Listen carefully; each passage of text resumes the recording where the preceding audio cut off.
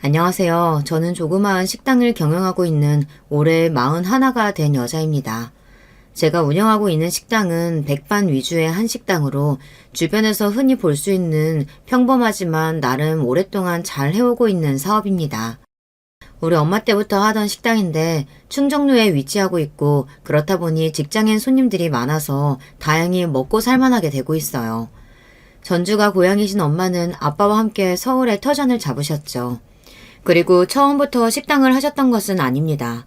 우리 아버지가 다니던 직장을 그만두시고 이후 사업도 한번 차렸다가 망하시고 이렇다 보니 하는 수 없이 엄마가 식당을 차리신 거죠.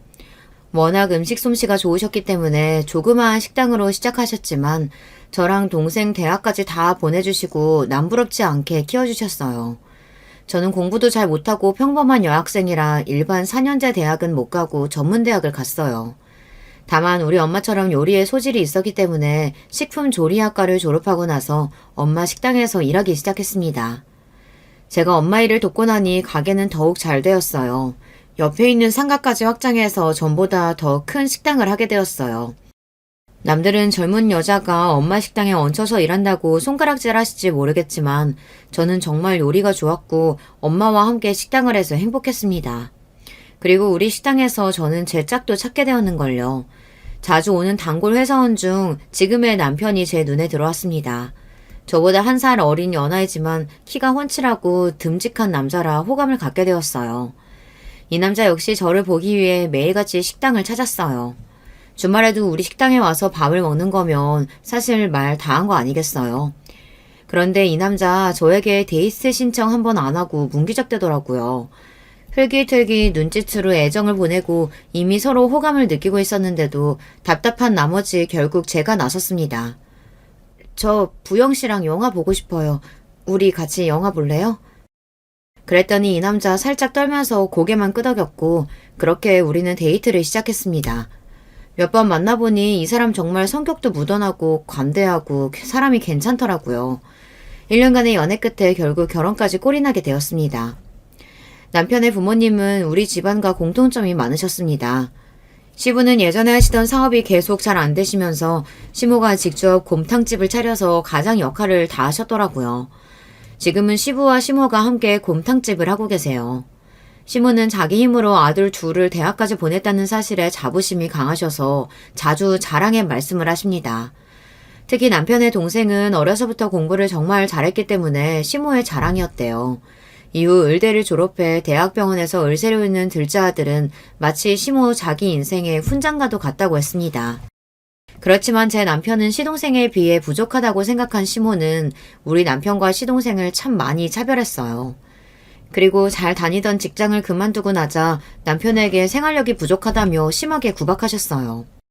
남편이 직장을 그만두고 몇 달이 되도록 다시 직장을 잡지 못하자 저는 우리 식당에 나와서 같이 일을 하면 좋겠다고 했습니다. 그랬더니 글쎄 시모가 득달같이 저에게 전화를 하셨어요. 야, 내가 내 아들들이 나처럼 식당에서 썩으라고 그 고생해서 뒷바라지 한 게 아니야. 너는 아내라는 사람이 내 아들이 더 좋은 곳에 취직하도록 도와줘야지. 너희 식당 일이라 하는 한량으로 만들려고 그러냐? 저는 우리 엄마부터 저까지 한식당에서 일하는 것이 좋고 남부끄럽지 않아요.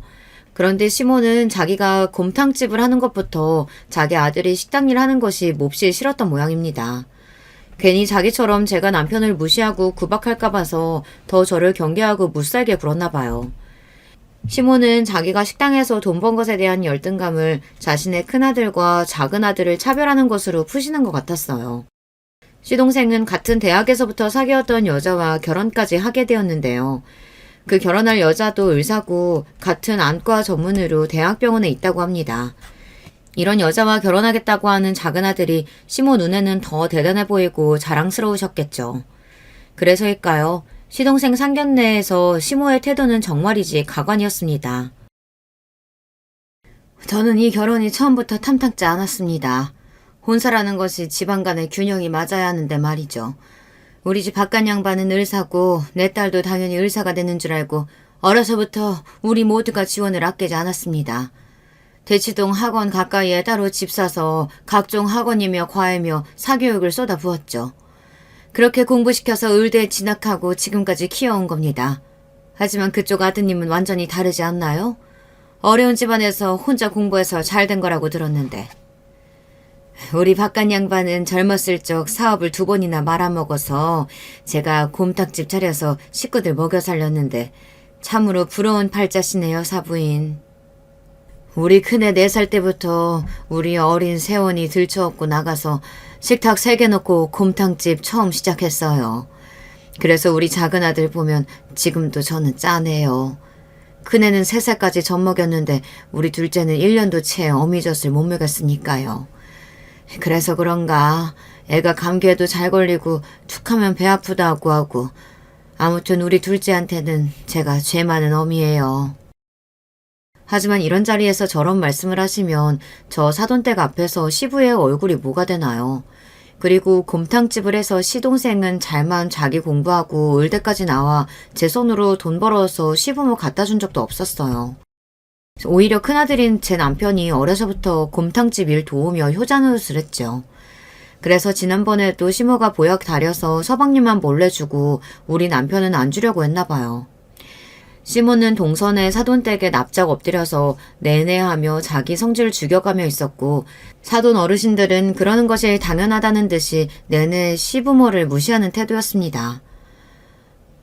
그런 사정이 있는 줄은 몰랐네요. 이 서방이 몸까지 약한가요? 그러면 곤란한데. 우리 딸이 결혼하겠다고 고집 피워서 마지못해 보내는 거지. 이 서방이 내세울 게 뭐가 있습니까? 그저 의사라는 직업에 몸 하나뿐인 사람 몸까지 부실해서야. 그제야 놀란 시모는 손사래를 치며 부정했어요. 아닙니다. 아니에요. 제 마음이 그렇다는 거지. 우리 아들 보시다시피 키도 훤칠하고 아주 건강한 총각이죠. 걱정 붙들어 매셔도 됩니다. 그러자 옆에 있던 시동생은 민망해하며 시모에게 작은 목소리로 타박을 했습니다. 엄마, 가만히 계세요. 격식 있는 자리에서 왜 자꾸 엄한 소리를 하시는 거예요? 우리 아들이 나중에 커서 상견례 자리에서 사돈 앞에서 저렇게 저를 타박하면 전 못 참을 것 같은데 왜인지 시모는 작은 아들 말이라면 벌벌 떨고 다 따라줍니다. 아무래도 시모와 시동생은 전생의 빚쟁이와 채권자 관계였나 봐요. 시동생의 상견례 자리가 저와 남편에게는 불편하기 그지 없었습니다. 목에 깁스라도 한 듯이 뻣뻣하게 굴며 무례하게 깔아보는 동선의 친정 가족들의 태도가 과거 우리 친정 부모님에게 시모가 굴었던 모습과 비슷했습니다. 막말로 동선에는 신혼집을 처가해서 마련해주고 했으니 그럴만도 하죠. 우리는 시모가 그렇게 지원해준 것도 없으면서 이날까지 우리 친정은 업신여기지 제 입장에서 더 열받을 수밖에요. 상견례 이후 시모는 의사 집안에서 자란 의사 며느리 보게 생겼다고 입이 귀에 걸리셨습니다. 얘, 작은 며느리가 의사뿐이냐? 생긴 것도 얼마나 참하고 귀한 티가 나는지 말이야. 너는 목도 짧은데 걔는 어쩌면 그렇게 목도 가느라고 기다리냐? 옛날에 태어났으면 작은 며느린 정승집 딸이고 너는 그 스발드는 하녀였을 게다. 아무리 농담이라지만 시모의 얘기에 저는 빈정이 팍 상했어요. 어머님, 목은 그렇다 쳐도 얼굴은 솔직히 제가 더 미인이죠. 지나가는 사람 아무나 붙잡고 물어보세요. 2 며느리 중에 누가 더 예쁘냐고. 너는 나이도 5살이나 많은 형님이라는 게 꼭 사람 얼굴 갖고 그렇게 유세 떨고 싶으냐? 객관적으로 말이죠. 제가 동서보다 더 예쁩니다. 얼굴이 하얗고 갸름한 동양적인 미인이라며 가게에 오시는 손님들 칭찬을 자주 듣는 그런 여자예요, 저. 그에 반해 동서는 정말 평범한 외모에 학교 다닐 때 공부만 하게 생긴 그런 얼굴이더라고요. 그런데도 시모는 말도 안 되게 저랑 동서의 외모를 비교하며 뭐라고? 제가 동서의 종년이었을 거라고 하니 제가 빈정이 안 상하겠냐고요. 하지만 시모의 차별은 그뿐만이 아니었습니다. 서방님이 신혼집을 마련하는데 벌어놓은 돈이 없다는 겁니다. 그래서 명색이 의사인데 설마 했지만 들어보니 대학병원에서 받은 월급이 기대만큼 많지 않아 조금 놀라긴 했어요. 그래도 그렇지 지금 서방님 나이가 몇인데 시모가 신혼집 사라고 그 큰 돈을 주신다는 걸까요? 정작 우리 부부가 결혼할 적에는 장남님에도 땡전 한 푼 안 주셨기 때문에 저는 서운한 마음이 더욱 컸습니다. 여보, 어머님 얘기 들었어? 서방님한테는 신혼집 마련하라고 3억이나 주시겠대. 거기에 동서한테 보내는 예단, 예물부터 신혼여행까지 우리 때하고는 하늘과 땅 차이야. 난 그 얘기 듣고 서운하던데 당신은 어머님이 믿지도 않아? 서운하지 나도. 그렇다고 사내 자식이 당신하고 같이 우리 엄마 욕하고 있을 순 없잖아. 그런데 말이지, 우리 엄마 원래 그랬어. 나는 늘 엄마한테 차별받아서 익숙하기도 해. 공부 잘하는 내 동생은 왕자님, 나는 멍청해서 시키는 일이나 잘하는 머슴놈. 그래서 결혼할 때 내가 당신 보기 미안해서 다세대 주택 방 2개짜리 집 전세금이라도 도와달라고 엄마한테 부탁했었거든. 그런데 엄마는 웃기는 소리 하지 마라. 택도 없는 소리다. 이렇게 무시하셨어. 우리 아버지가 나 불쌍하다고 몰래 1억 만들어서 주셨던 거야. 그걸로 당신 돈이랑 합쳐서 신혼집이라도 구해서 급한 불을 끈 거지. 우리 신혼집에 이런 비애가 있다는 것은 지금에 알았습니다. 아니, 그게 사실이야? 당신 어머님 너무하신 거 아니야, 진짜? 나랑 동서 비교도 싫지만 당신하고 서방님 차별하시는 건 내가 못 참겠어. 계속 그렇게 하셔봐, 아주. 나중에 어머님 정말 늙고 힘없을 때 어느 자식이 뒷바라지 해주나 지켜보라시지. 여보, 너무 속상해하지 마. 난 괜찮아. 자기도 그냥 나처럼 우리 엄마는 그런 사람이다 하고 포기하고 받아들여. 그래야 내 속도 편하고 당신도 그래주면 난 좋겠어.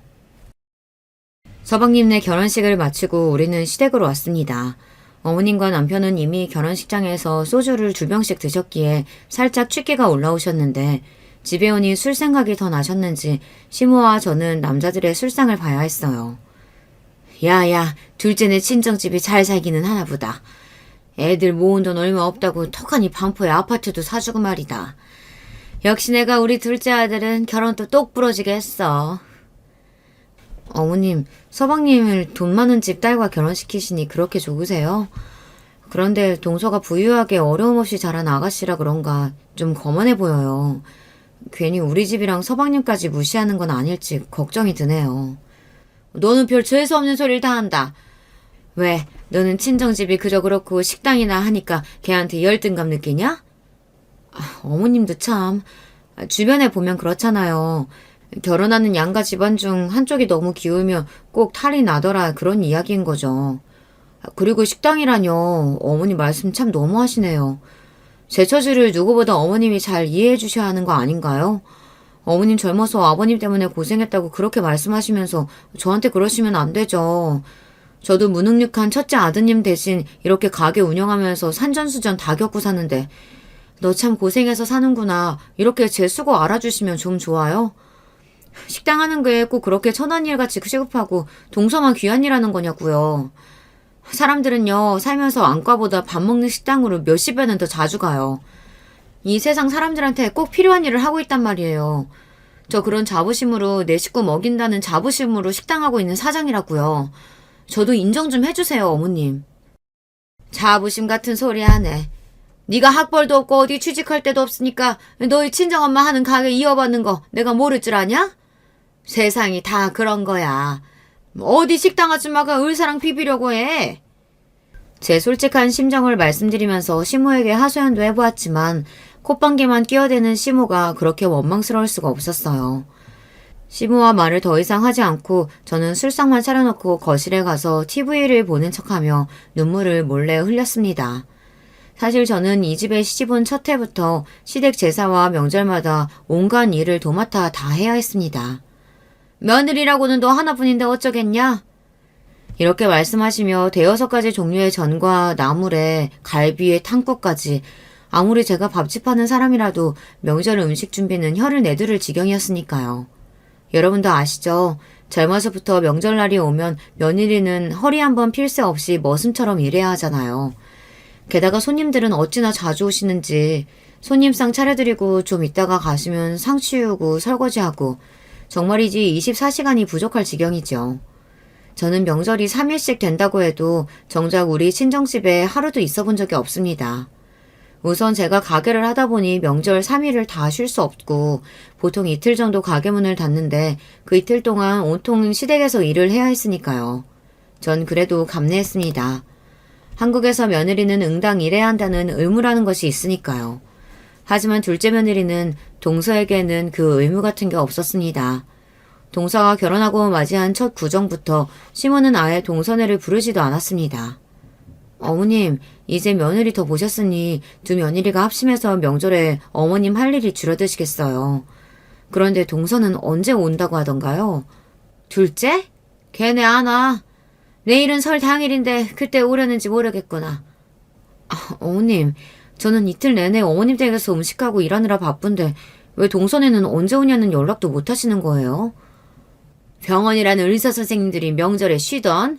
바쁠 텐데 내가 거기다가 억지로 CMH 탈 순 없지 않냐? 그럼 저는요? 저한테는 8년 동안이나 그렇게 부려먹고 해오셨잖아요. 결국 서방님과 동서는 구정 당일 오후 3시쯤이 돼서야 시댁에 왔습니다. 오전부터 자기 친정집 먼저 가서 있다가 시댁에 와서는 반나절이나 있었을까요? 그러고 저녁만 먹고 바로 슝하고 자기네 집에 가버립니다. 전날부터 음식하는 것도 저고 저 사람들 먹고 가버린 상을 치우는 것도 저예요. 동서는 손님 마냥 시댁에 와서 잠시 엉덩이만 붙였다가 가버립니다. 게다가 시댁에 와서도 미안한 듯 일을 돕는 척이라도 하면 제가 뭐라고 하나요. 마치 부엌에라도 가면 큰일 날 사람처럼 서방님이랑 둘이 거실 소파에만 가만히 앉아있는 게 고작입니다. 시모랑 손익 형님 둘이서 자기한테 음식 해다 바치고 일하는데도 설거지 한번 돕겠다는 말조차 한 적이 없습니다. 의사인 동서가 시모한테 용돈이라도 많이 주냐고요? 의외로 그것도 아니었습니다. 서방님이랑 둘이 안과 차리기 전에는 잘은 몰라도 용돈 50만 원이나 들었을까요? 지난번에 시부가 친구분들이랑 전화하시면서 툴툴대시는 소리를 들었거든요. 뭐 아들놈 덕보기는 무슨 그네보다는 용돈 안 주더라. 그나들은 매달 30만 원씩 내 용돈 몰래 챙겨주긴 하지. 작은 놈은 그렇게 매달 주는 돈도 없어. 게다가 명절에도 꼴랑 50만 원 주고 땡이더라. 우리 집 오래된 TV랑 에어컨 바꿔준 것도 첫째고 나 철마다 강원도니 남해니 여행 같이 다녀주는 것도 첫째야. 우리 첫째 아들이 효자지. 둘째 놈은 의사라고 해봐야 별거 없어. 저는 가게를 하니 마음처럼 자주 휴가를 못 내지만 여행비 한 50만 원, 80만 원씩 쥐어주고 남편 보내서 시부모님 모시고 국내 여행을 1년에 한 차례씩 보내드리고 있거든요. 받는 거 없이 동서랑 서방님을 우리보다 더 대놓고 좋아하시는 시모보다 객관적으로 봐주시고 우리 부부에게 고맙다, 예쁘다 해주시는 시부가 참 고마웠습니다. 거기에 시부가 서방님네 욕하는 걸 들으니 괜스레 제 속도 풀리고요. 하여튼 동서한테 쩔쩔매며 일 하나 안 시키는 시모가 얄미워서 참다 못해 한마디 해서 부딪힌 적도 있었습니다. 동서, 남들이 보면 며느리가 아니고 어디 큰 어르신이 오신 줄 알겠어. 부엌에도 안 들어오고 계속 거기서 그렇게 앉아있을 거면 여기 과일이라도 가져가서 깎아주면 좋겠는데. 형님, 저 어제까지 안과 시술 얼마나 많았게요. 하도 일했더니 지금 손목을 움직일 수가 없어요. 전 과일 안 먹어도 괜찮은데 아예 우리 과일 깎지 말죠. 뭐라고? 어쩌면 동서는 자기 생각만 하니? 동서만 안 먹으면 과일 깎지 말자는 게 아랫사람으로서 할 얘기야? 어머님이랑 아버님 다 계시잖아. 형수님, 저도 과일 안 좋아해요. 과일 걷고 이 사람한테 뭐라고 할 것 같으면 우리 이제 그냥 일어날게요. 수술해서 힘든 집사람한테 왜 그러세요? 엄마, 우리 이제 집에 가서 쉴게. 저런, 우리 아들 그리고 작은 애야. 아니 집에 오지 몇 시간이 됐다고 가려고 해. 형수 말은 마음에 담아두지 마라.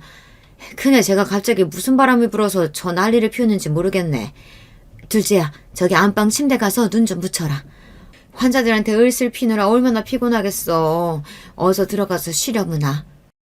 그렇게 쩔쩔매며 서방님과 동서에게 안방을 내어두시던 시모는 저를 보고는 쌍심지를 켜며 혼내시는 게 아닙니까. 그래, 너 누가 작은애한테 과일 심부름 시키라던? 네가 형님답게 애들한테 깎아다 주면 좀 좋으냐? 큰일 하느라 힘든 동서 꼭 그렇게 부려먹어야겠어? 너나 빨리 전 데우고 갈비나 구워. 아유, 느릿느릿해가지고는. 식당 한다는 애가 손이 저렇게 야무지질 못해가지고. 아유. 이렇듯이 시모가 동서와 저를 대놓고 차별하니 점점 더 동서는 제 말은 안중에도 없고 무시하게 이르렀어요. 하긴 우리 시댁에서 동서한테 자기 주장 한마디 하는 사람은 아무도 없지만요. 그 잘나기 짝이 없는 서방님까지도 동서한테는 당해낼 수 없었으니까요. 시댁에서 상전으로 떠받드는 동서에 대한 질투심과 시모에 대한 불만은 그렇다 쳐도요. 동서가 저를 무시하는 것만은 정말 참을 수가 없었습니다. 서방님과 동서는 대학병원을 그만두고 안과를 차리기로 했어요. 개원하면서 자기들이 모은 돈으로는 부족해서 동선의 친정집이 소유하고 있던 건물 중 한 개층을 빌려준 모양이더라고요. 병원이 초반에 비싼 장비도 사야 하고 대여하느라 돈이 부족해서 자리 잡을 때까지는 무상으로 월세도 안 받는다면서 그런 배경이 있어서인지 동서는 더더욱 어깨에 힘이 팍 들어간 것처럼 보였습니다. 무슨 공작새인 줄 알았다니까요. 서방님네 안과 개업식을 한다고 해서 시부모님과 우리 부부는 찾아갔어요. 그런데 의외로 동서는 우리를 보고 당황하는 거죠. 아버님, 어머님, 형님까지 여긴 어쩐 일이세요? 혹시 남편이 병원 개업식에 초청하던가요? 그럼 우리 아들이 병원이 한다는데 당연히 와서 축하해줘야지. 자, 여기 화분이다. 금전수라고 하는데 앞으로 병원에서 돈 많이 벌거라. 하지만 동서는 어쩐 일인지 시부가 내미는 화분을 얼른 받아들지도 않고 인상만 찌푸리더니 서방님을 찾는다며 가버리는 거예요. 잠시 뒤 서방님이 와서 우리를 맞아주었습니다. 아니 얘, 니네 안사람 어디 안 좋은 데 있냐? 우리 보고도 못 본 척 인사도 안 받고 가버리네. 그랬어요? 내가 저 사람한테 우리 가족들 오실 거라고 말했는데 까먹은 모양이에요. 최근 들어서 병원에 들어가는 돈이 좀 많아서 아내가 받는 스트레스가 쌓여서 그래요. 이해해 주세요. 자기가 무슨 세상 일은 혼자 다 하는 것도 아니고 저도 사업하면서 자금이 딸리고 진상 손님 때문에 어려운 일을 평소에도 많이 겪습니다. 그렇지만 개업식에 미리 시댁 식구들을 직접 초대하지 않은 것부터 어려운 걸름 해주신 분들께 제대로 인사도 없이 저게 무슨 버르장머리일까요? 저는 손을 씻으러 화장실에 갔다 거기에서 화장을 고치고 있는 동서를 마주쳤습니다. 동서, 오늘 기분이 별로라면서? 살다 보면 힘든 일이 많지 왜 요즘 안 힘들겠어. 그래도 시부모님은 자기 얼굴 표정 하나에도 신경 쓰고 마음 쓰는 분들이니까 자기가 좀 더 감정 참고 좋은 모습 보여드리면 어떨까?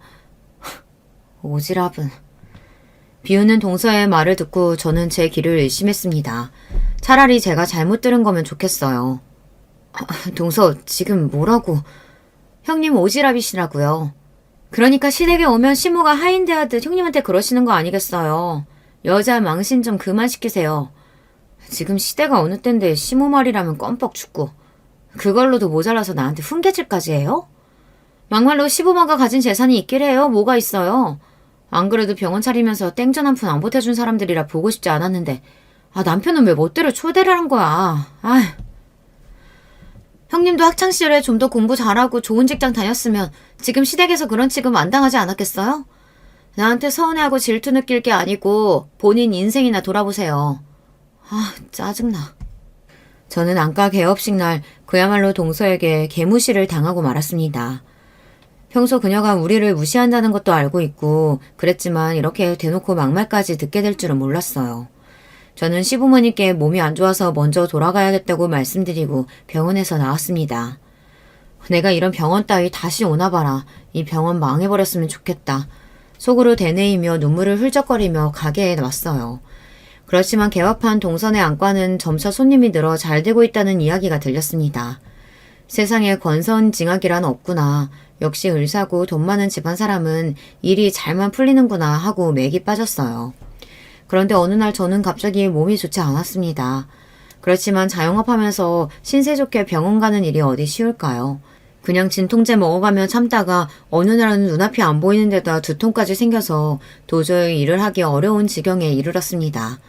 이쯤 되자 이게 뭔가 큰 병에 걸렸구나 싶은 걱정에 의사인 동서에게 전화를 걸었어요. 동서, 잘 지내고 있지? 다름이 아니라 내가 요즘 눈이 아파서 나 진찰 한번 봐줄 수 있을까? 요즘 증상이 어떠신데요? 작년부턴가 눈이 자꾸 출혈되고 침침하니 잘 안 보이더라고. 그런데 최근 들어서 속이 메스껍고 심할 때는 구토까지 나와. 눈이 빠질 듯이 아프고 두통까지. 나 괜찮은 걸까? 일단 검사를 해봐야겠지만 증상 얘기 들어보니 녹내장 같기도 해요. 서둘러 병원에 가보셔야겠네요. 저는 지금 바빠서 이제 전화 끊어야 돼요. 동서, 그럼 내가 자기네 병원 가서 예약을 할까? 아니요. 저는 이미 진료랑 수술 스케줄 꽉 차 있어요. 다른 병원 가보세요. 그럼 이만. 그러고는 동서는 전화를 끊어버리는 것이 아니겠습니까? 아무리 그래도 가족인데 아픈 형님을 이렇게 나몰라라 할 수 있을까요? 내가 공짜로 동선의 병원에서 수술을 받겠다는 것도 아닌데 저를 무슨 거지 취급하는 동서가 너무 원망스러웠습니다. 내가 앞으로 너를 상종하나 봐라. 너 어려울 때 다시 한번 보자. 의사는 금칠했다니? 사람은 누구나 다 고난 겪어.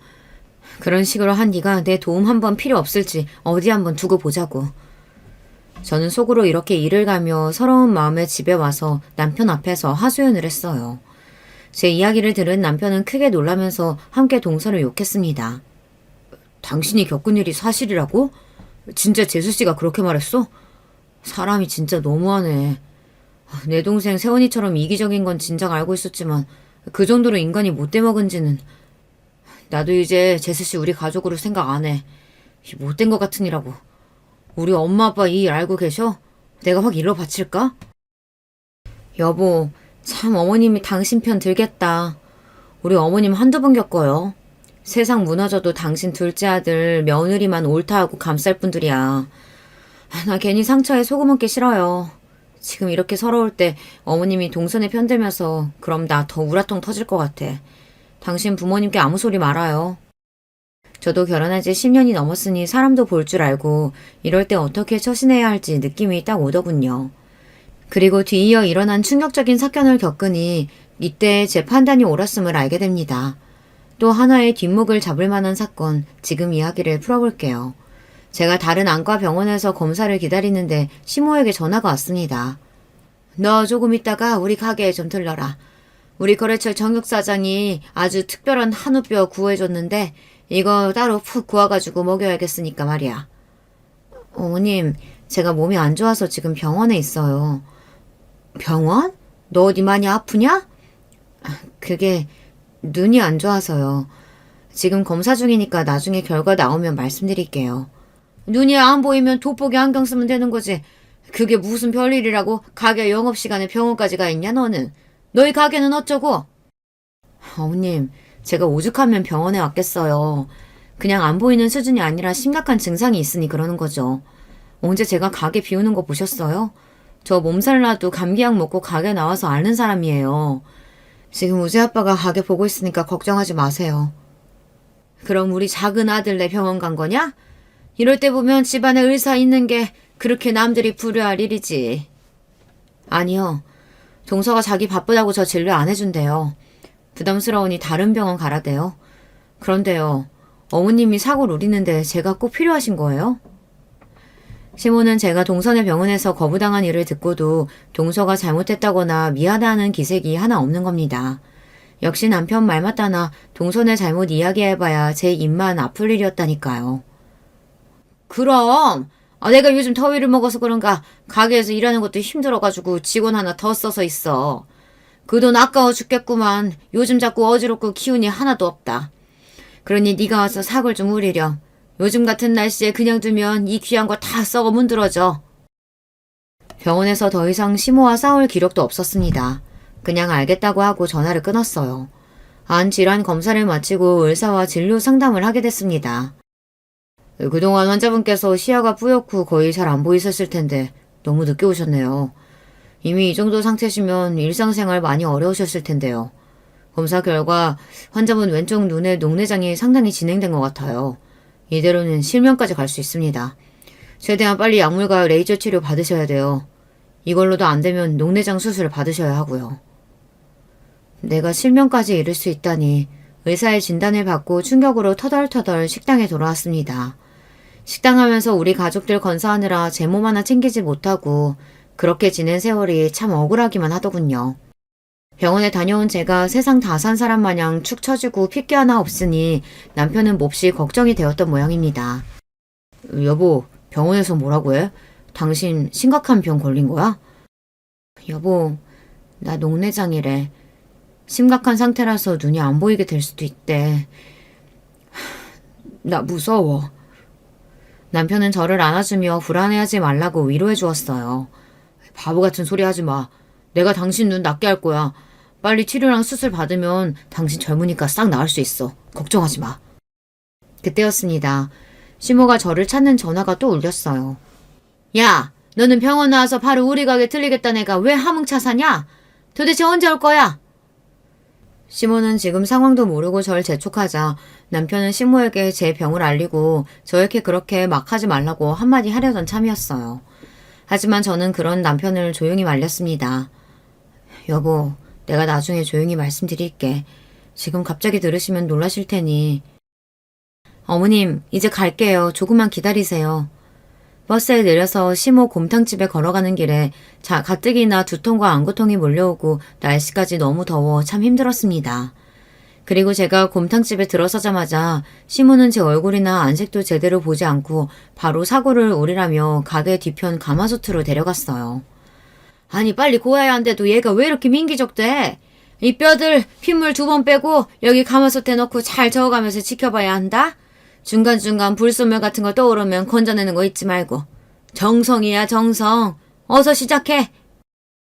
그때부터 저는 이 더운 여름 날씨에 펄펄 끓는 가마솥을 곁에서 사고를 우리기 시작했어요. 어지럽고 쓰러질 것 같았지만 참아내면서 시모가 시킨 일을 하고 있었죠.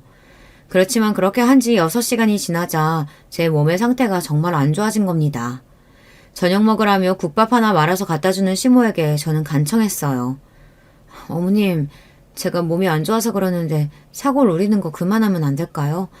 저희한테 안 주셔도 괜찮으니 우리던 육수는 가게 곰탕에서 쓰셔도 될 것 같아요.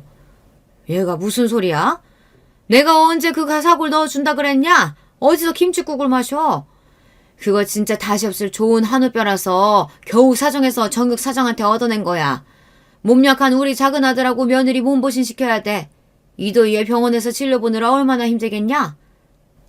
뭐라고요? 아니 어머님, 그럼 이 사골은 동선해 줄 건데 저보고 24시간 동안 이 더위에서 사골 우리라고 하신 거였어요? 제가 병원 다녀와서 이렇게 힘들어하는데도요? 너랑 큰애는 튼튼한 애들이잖냐. 어디 조금 아프다고 괜히 병원 가서 돈 쓰고 와놓고선 시애미 옆에서 꾀병 부리지 마라. 안 통해. 꾀병이라고요? 시원한 에어컨 나오는 병원에서 일하는 작은 며느리는 안타깝고 이 더운 가마솥 옆에서 일하는 큰 며느리는 꾀병이라뇨. 저는 몇 시간 동안 쪼그려 앉았다 화를 참을 수 없어 갑자기 일어나는 순간 머리가 핑하고 돌며 주변이 흐릿해지더니 그대로 쓰러지고 말았습니다. 어느덧 눈을 떠보니 제가 병원 응급실에 와 있었던 거예요. 곁에는 제 손을 잡고 하도 울어서 눈이 퉁퉁 부어있는 남편이 보였습니다. 여보, 이제 정신 들어? 당신 쓰러져서 구급차에 실려서 여기 온 거야. 기억나? 도대체 어떻게 된 거야? 나 결국 쓰러졌던 거구나. 어머님이 나한테 24시간 동안 사골을 우려서 동선에 갖다 줘야 한다고. 나보고 꾀병 부리지 말라면서 억지로 시켜셔서 그래서 내가 그만. 지금 이 더위에 동생네 해준다고 당신을 그렇게 부리셨다고?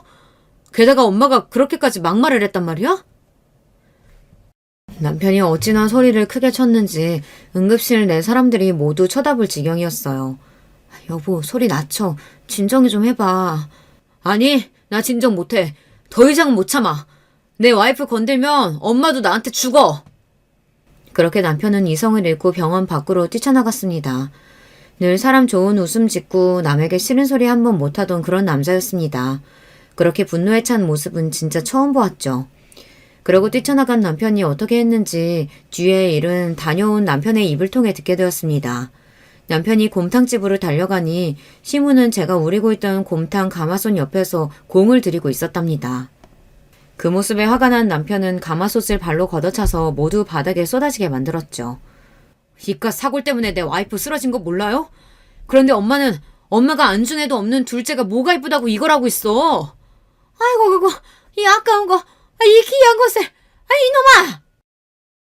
시모는 화가 나서 남편을 빗자루로 마구 때렸대요.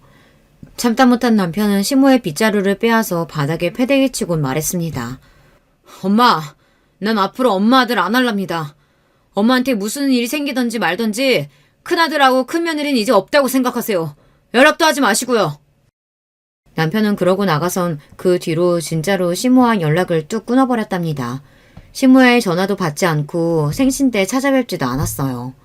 둘째 아들만 예뻐하며 싸고 돌아도 이해하라던 마음 넓은 남편이 저 때문에 시댁과 인연을 끊겠다고 말하고 정말 뱉은 말대로 하고야만 하는 남자였습니다. 전 이번 일로 남편을 다시 봤어요. 남편은 제 녹내장 수술과 치료하는 내내 저와 함께 다녀주고 저 대신 가게 일도 열심히 하면서 지냈습니다. 이번 일을 겪으면서 전 남편이 그렇게 고마울 수가 없었어요. 다행히 제 왼쪽 눈은 수술이 잘 되어서 주기적으로 관리만 잘해주면 실명까지 가지 않을 수 있었습니다. 우리 집과 연락을 끊고 나서 시모는 크게 아쉬움 없이 사는 눈치였습니다. 오히려 자기 잘못은 생각 못하고 저랑 남편 욕을 하면서 지낸다더군요. 그렇게 몇 개월이 흐르고 갑자기 시부의 연락을 받게 되었어요. 시모가 곰탕집에서 일하다가 갑자기 쓰러져서 병원에 가 있으니 병문안을 와달라는 거죠. 하지만 남편은 단칼에 거절했습니다. 아버지가 쓰러지셨으면 제가 가보는데요. 엄마는 얘기가 달라요. 독한 분이시니까 병원에서 처치받고 하면 좋아지시겠죠. 아, 잘난 의사 아들 있으니까 거기에 연락해보세요. 진짜 그렇게 전화를 끊은 남편은 시모가 어떻게 되었든 신경 안 쓴다는 듯 가게 일을 하러 들어가는 겁니다. 며칠 뒤에 저는 시부에게 전화를 드렸어요. 시모가 어떻게 되신 건지 궁금했기 때문이죠. 그 며느리야, 전화해줘서 고맙다. 그래, 너희 남편은 어미에 대해 아직도 앙심이 안 풀렸다던? 죄송해요. 아버님까지 심리 끼쳐드려서. 그렇지만 그이도 저도 어머님 뵙고 싶어서 드린 연락 아니고요. 그저 제가 궁금해서 몰래 전화드린 거예요. 어머님은 좀 어떠세요? 바늘 하나 찔러도 안 들어갈 것 같은 강해 보이던 너희 시어미도 사람이더라. 뇌출혈이 일어나서 쓰러졌는데 지금까지 몸을 잘 움직이지 못하는구나. 의사 말로는 뇌출혈 후유증으로 신경이 잘못됐다나. 저런 큰일이네요. 서방님은 어머님 보고 뭐라고 하세요? 그 자식, 그 불효막심한 놈은 아직까지 둘째네 부부 누구도 너희 엄마 보러 오지 않았다. 그렇게 지들 뒷바라지하고 쓰러진 그날도 반찬 해대다 둘째네 집에 보내다고 부엌에 있던 모양인데 지희 엄마가 저렇게 됐으면 의사인 아들이 와서 봐줘야 할 것 아니냐. 내가 좋은 병원에 연결이라도 시켜달라고 했더니 어디 병원 가보라고 문자만 보내놓고 아직까지 전화 한 통 없구나. 내가 네 이야기 들어서 알고 있다. 그건 얼마나 네가 시애미에게 한이 맺히면 그럴까 싶구나. 그런데 둘째 자식놈들은 그러면 안 되지. 네 시어머니가 이번 일로 상심이 크더구나. 특히 작은 아들내한테 큰 충격을 먹은 모양이야. 시모가 생각보다 큰 병에 걸리신 것도 그렇지만 이런 상황에서도 서방님과 동서가 모른 채 하다니 정말 인간 말종이네요. 이에 충격 먹은 시모도 이해가 갔습니다. 하지만 그렇다고 해서 제가 시모를 챙겨주겠다는 마음은 전혀 들지 않았습니다.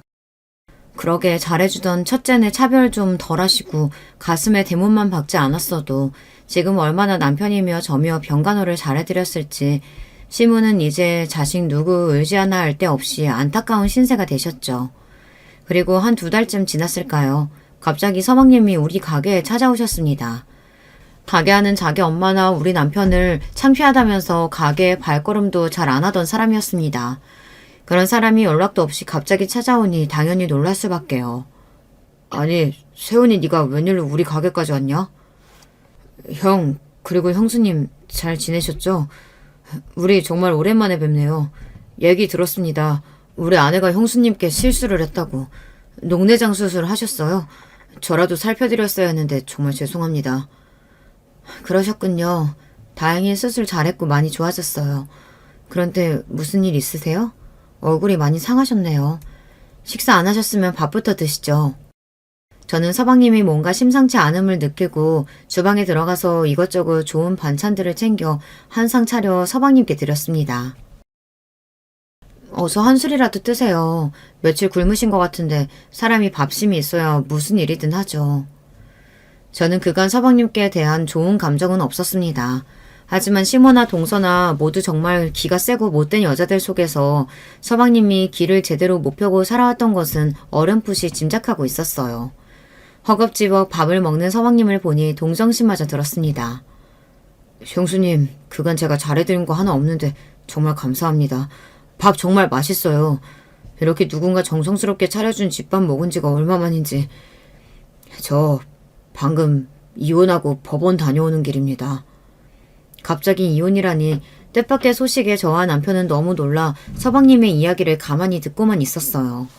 서방님은 그간 자신이 겪은 일이며 못내 털어놓지 못했던 감정들을 우리 앞에서 오랫동안 풀어내고 있었습니다.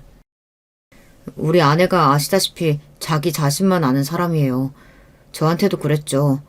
없는 집에서 의사된 개촌에서 난 용 같은 신세라고. 자기랑 자기 친정에 잘하지 않으면 바로 아웃이라면서 참 눈치 보게 만들었습니다. 그 사람이 우리 집에 못하는 것도 다 그래서 참아주고 넘어간 거예요. 형수님 일 나중에 듣고도 제가 얼마나 그 사람한테 화를 내는지 몰라요. 그렇지만 저는 병원도 그 사람 덕에 하는 거였고요. 집도 처갓 것이고 도통 제가 할 수 있는 게 없이 자유라는 것도 없었어요. 그러다가 엄마가 쓰러지셨다는 소식 듣고 찾아뵙고 도움도 드리고 싶었는데 아내가 병원이 엄청 바쁜데 그런데 신경 쓸 시간 없다고 저를 다그치더군요. 이건 아니지 않습니까? 다른 사람도 아니고 우리 엄마가 쓰러지셨는데요. 그래서 아내와 그 후로 사사건건 부딪히고 싸우고 저도 감정이 폭발하고 말았죠. 그러다가 이혼 서류에 도장까지 찍게 된 겁니다. 서방님의 이야기를 들어보니 미처 제가 생각지도 못한 속내와 어려움이 많았더군요. 동서만큼 못돼서가 아니라 서방님도 어쩔 수 없이 방관하고 있었던 거예요. 그리고 이혼까지 가다니 정말 대단한 용기였습니다. 왜냐하면 제가 알기론 순수익만 한 달에 5천만 원 이상 나오는 잘 되는 안과를 그만두기가 쉽지 않잖아요. 게다가 을 사면서 돈 많은 처갓집도 포기해야 하고 살고 있던 강남의 아파트에서도 당장 나와야 했을 테니까요. 잘했다. 너 그 여자 계속 살았으면 네 명에 못 죽었을 거야. 남편은 서방님이 이혼을 잘했다며 격려해주고 같이 소주를 마시며 그간의 많은 이야기를 했어요. 원래 어려서는 남편과 서방님 사이가 좋았다고 해요. 그런데 서방님이 학창시절 전교 1등만 하다가 의대까지 가면서 점점 시모는 대놓고 남편을 차별해 둘 사이가 어색해진 거죠. 그리고 각자 결혼해서 살면서 오해가 많이 쌓였지만 그래도 형제간의 인연은 끈끈한 법이니까요. 이렇게 둘은 서로에 대한 진심을 터놓고 나니 전처럼 의좋게 잘 지내고 있습니다. 서방님은 안과를 그만두고 나서 다른 안과에서 페이닥터로 많은 월급을 받으며 혼자 살고 있어요. 그리고 시모를 뵈러 가끔씩 시댁에 들린다고 해요. 시모는 지금 병원에서 퇴원하고 나서 집에 계시면서 시부와 입주 간병인의 도움을 받으며 겨우 지내고 계신다네요. 곰탕집은 시부 혼자 하시기 힘들어 처분하시려는 계획이세요. 얼마 전엔 저에게 곰탕집 인수를 권하셨지만 제가 지금 한식당에 곰탕집까지 하기는 무리거든요. 그렇지만 남편이 맡아서 하는 방법도 있었기 때문에 남편은 생각을 좀 해보겠다며 시모 대신 남편이 곰탕집에 가서 가게를 하고 있습니다. 저랑 같이 식당을 해왔고 어려서부터 곰탕집 일을 해본 남편은 역시나 잘 맡아서 하리라 믿고 있지만요. 그렇지만 여전히 남편은 시모를 만나는 것은 거부하고 있습니다. 남편이 곰탕집까지 맡게 되면서 우리 부부는 돈도 훨씬 많이 벌며 잘 지내고 있던 와중 최근에 정말 기쁜 소식을 듣게 되었어요. 그 소식은 바로 동선의 안과 병원이 망해버린 것이죠. 서방님이 이혼하면서 그만두고 나자 동서 혼자 운영했지만 능력 역부족이었나 보죠. 병원의 환자가 눈에 띄게 줄기 시작한 겁니다. 단골 환자들은 입을 모아서 싸가지 없는 여의사 말고 잘생긴 남자 원장 어디 갔어? 라고 했다네요. 역시 인성 바가지에 싸가지 없는 건 어디에 가도 표가 나는 법인가 보죠. 요즘은 개업한 의사들이 예전처럼 콧대 놓고 불친절하면 팔이 날리기 십상이거든요. 결국 동서 혼자 운영하던 안과는 적자만 기록하다 결국 망했다고 하네요. 월세 안 받던 동선의 아버지도 뭐에 화가 나선지 2년 동안 기다려줬으면 할 만큼 했다면서 병원 빼서 나가라고 새로 월세에 800원짜리 가게를 받겠다고 말이죠. 동서 그 성격에 남의 병원 밑에 들어가 페이닥터로 있을 것도 아니고 제 병원 폐업하고 나서는 친정집에서 백수로 놀고 먹는다고 들었습니다. 저는 그 소식을 듣자마자 동서에게 문자를 보냈어요. 동서, 오랜만이야. 소식은 들었어. 혼자 병원 하기는 무리였는지 금방 폐업했다며? 요즘 소득도 없고 시간은 많을 텐데 언제 한번 우리 가게에 와. 동서한테 무료로 밥은 줄 테니 말이야. 아, 문자를 보내고 나니 몇 년 동안 동서에게 당해서 생긴 채증이 씻겨가는 듯 했어요. 정말로 통쾌했습니다. 많이 배우고 의사하면 뭐합니까? 친정에 돈이 많으면 뭐해요. 지금 이혼녀에 자식 하나 없이 집에서 백수로 있는 신세인걸요. 그리고 시모도 늘 저를 무시하고 막대하더니 남편이 연을 딱 끊고 나니 예전처럼 아무 때고 불러내서 하인 부릴 듯 하시지 않았어요. 가끔 드리는 안부 전화만으로도 너무나 반기시며 말씀도 좋게 해주십니다.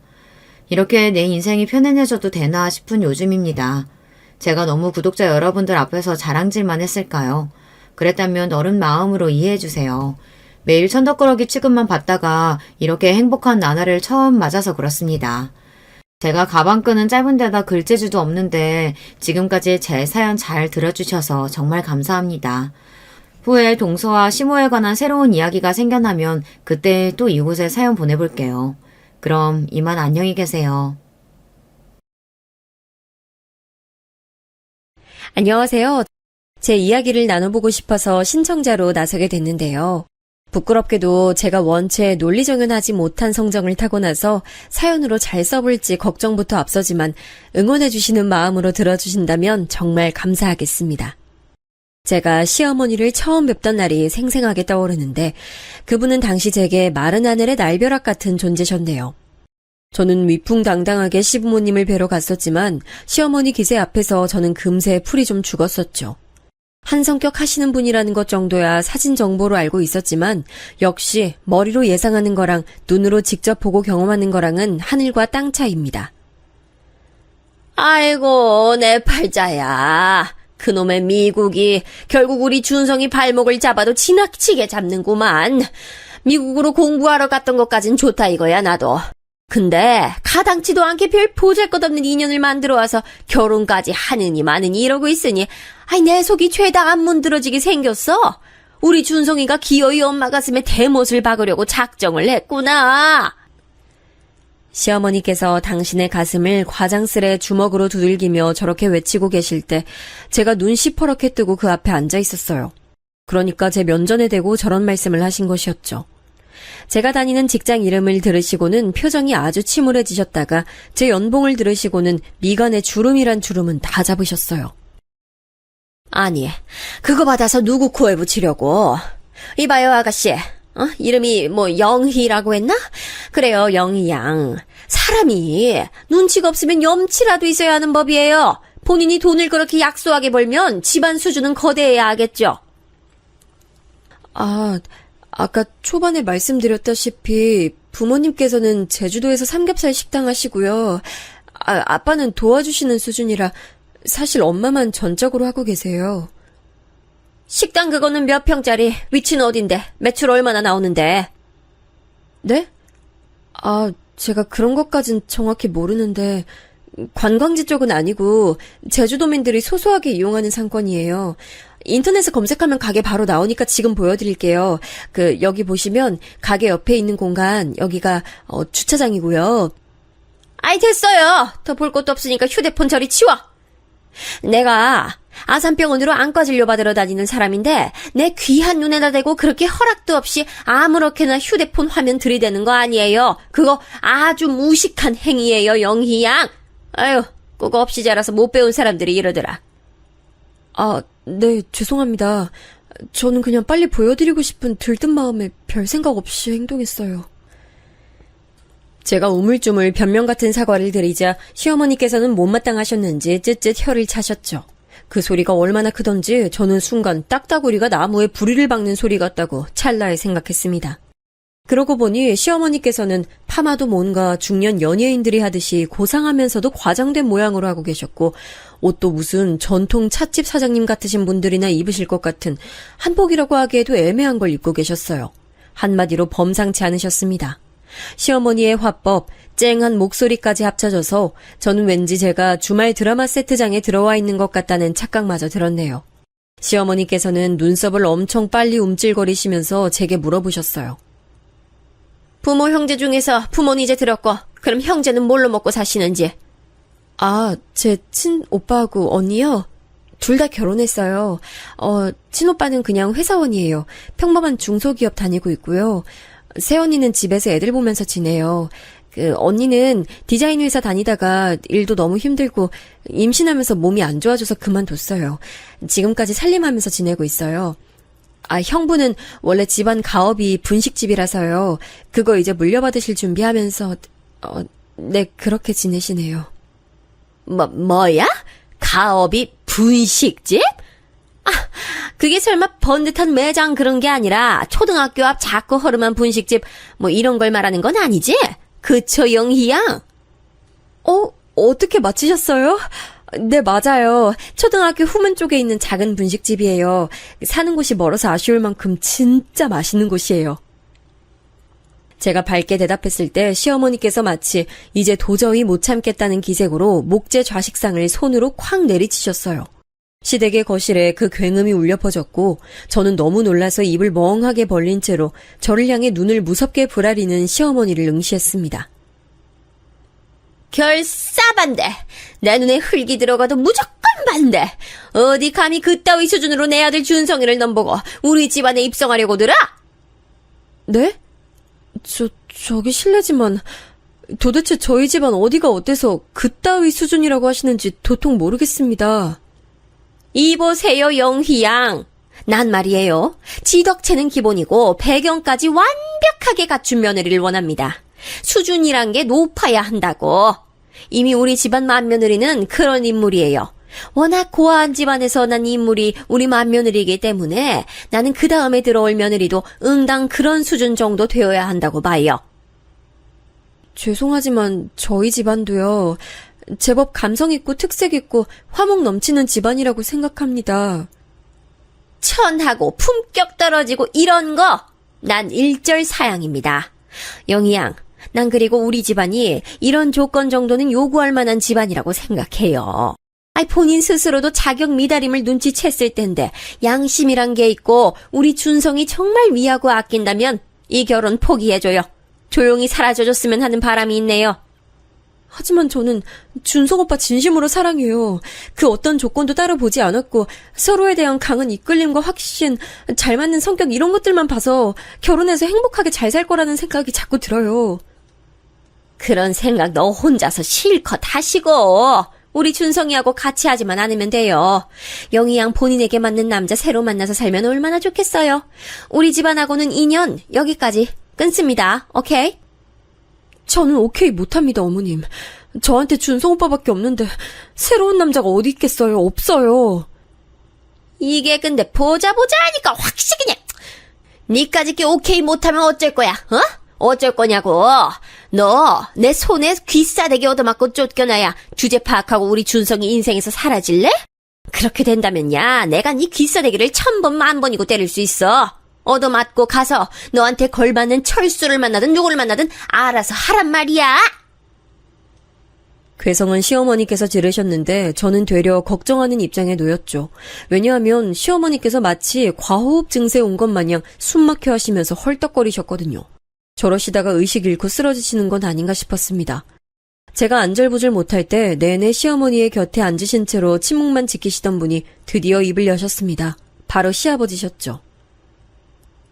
우리가 잘나면 그거 뭐 그렇게 잘났다고 어여쁜 아가씨를 이렇게 쥐잡듯이 잡아. 우리 아들하고 결혼하겠다고 얼굴 비추러 온 아가씨한테 당신도 참 매정하구먼. 성질머리가 이러니까 화병에 걸리지. 뭐가 어쩌고 저쩌요? 말 다 했어요? 누가 화병에 걸린다는 거예요?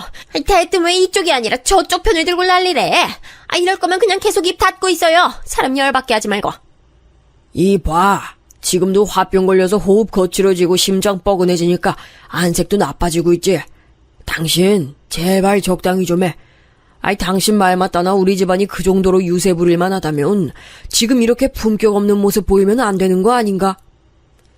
시아버지께서 나긋나긋한 말투로 엄청난 일침을 날리셨고 시어머니께서는 그 즉시 뒷목을 잡으셨습니다. 도저히 이 자리에 더 못 있겠다 하시면서 방으로 들어가겠다 하셨고요. 제가 부축해드리려고 했는데 엄청나게 살벌한 시어머니 눈빛을 마주하고서 포기했습니다. 어색해진 상황에서 저도 그냥 이제 일어나 보려고 하는데 시아버지께서 그때 제게 넌지시 이런 말씀을 건네셨어요. 내 생각엔 말입니다. 부부란 서로 상호 보완작용을 하면서 살아야 하는 법이에요. 너만 잘났냐? 나도 잘났다. 이러면서 살면 골치 아픕니다. 차라리 한쪽이 부족하고 어설프고 이런 경우가 나아요. 하여간 남은 평생을 함께 살아가는 걸 반드시 내다보고 결혼이라는 걸 해야 하는 거예요. 난 그런 측면에서 아가씨가 우리 작은 아들하고 결혼 짝으로는 아주 잘 맞을 것 같아요. 내 생각은 그렇다는 거고 아가씨가 오늘 이후로 생각이 달라져서 결혼이 안 하고 싶어졌다. 이렇게 나오면 붙잡을 도리는 없네요. 그건 분명 저를 향한 적극적인 찬성이었어요. 갑자기 든든한 찬성파 지원군을 맞이한 것에 저는 너무 기분이 들뜬 나머지 시아버지께 아무 대답도 못 해드렸고요. 대신 시댁을 나오던 길에 남편을 바로 마주쳤을 때는 정확하게 제 생각을 전달했네요. 참고로 원래는 당연하게도 남편하고 둘이 시댁에 인사드리러 가려던 계획이었어요. 근데 남편이 아침 일찍 서울 근교에 볼 일이 있어서 나갔다가 돌아오는 도로에서 하도 차가 막혀서 갇혀있던 거죠. 육중 추돌 교통사고가 크게 났다는데 이건 거의 천재지변이었으니까요. 그래서 하는 수 없이 저 혼자라도 용감하고 씩씩하게 기다리고 계실 시부모님 실망시켜드릴 수 없어서 시댁에 갔었던 겁니다. 네가 문자도 안 보고 전화도 안 받아서 걱정했어. 아니, 우리 부모님하고 대화는 다 한 거야? 어때? 괜찮았어? 어떻게 됐어? 내가 휴대폰을 무음으로 설정해놔서 못 봤나 봐. 대화가 잘 되진 않았는데 우리가 결혼은 할 수 있을 것 같아. 난 어찌됐든 오빠하고 결혼하고 싶은 마음에 변함없고 그러기만 하면 결혼은 어떻게든 따라오게 돼 있는 것 같더라고. 정말? 진심이야? 아이, 감동이다. 역시 나는 네가 해낼 줄 알았어. 영희, 최고다. 생각해보면 저희 두 사람 엄청 태평하기 짝이 없었네요. 저의 뜬구름 없는 대답에 대고 저런 열렬한 반응을 보였던 남편, 진짜 어찌 보면 순수하고 단순한 사람입니다. 개인적으로 저는 남편하고 굉장히 독특한 인연으로 만난 사이라고 생각하고 있어요. 더 옛날 시점의 얘기를 좀 해볼게요. 때는 제가 22살일 적이었는데요. 억지로 성적 맞춰서 갔던 대학이 너무 적성에 맞지 않았고 전공을 옮겨보려고 해도 이미 때가 너무 지나 있었고 그렇다고 자퇴를 하자니 말도 안 되고 이래저래 침울한 상태로 있다가 휴학계를 내고 여행을 갔습니다. 해외여행을 혼자 가본 역사가 없었기 때문에 저는 원래 한 목적지를 설정했죠. 바로 미국이었어요. 친정언니가 단박에 거품 물고 반대했던 모습이 떠오르네요. 야, 서영이, 너 진짜 미친 거 아니야? 여자애가 혼자 어딜 가겠다는 거야? 미국? 너 무슨 미국이 비행기만 타면 능사이 나라인 줄 알아? 내가 너를 여태까지 학교 다니기 힘들다고 징징거리는 것도 측은한 마음으로 봐줬고 혼자 해외여행 경험 쌓고 싶다길래 내가 이것도 흔쾌히 동의했는데 미국은 진짜 아니지. 난 기껏해야 네가 일본 정도나 간다고 할 줄 알았어. 너 같은 소심이가 미국은 웬 미국이야? 말도 안 되는 소리 하지 말고 당장 취소해. 하지만 이왕 해외로 가볼 거라면 이런 기회에 지구에서 가장 잘난 나라 정도는 가봐야 하지 않을까? 얘가 돌았나 봐. 너 고작 그런 이유로 미국 가보겠다고 한 거야? 난 결사 반대고 너 절대 미국 못 보내니까 그런 줄 알아.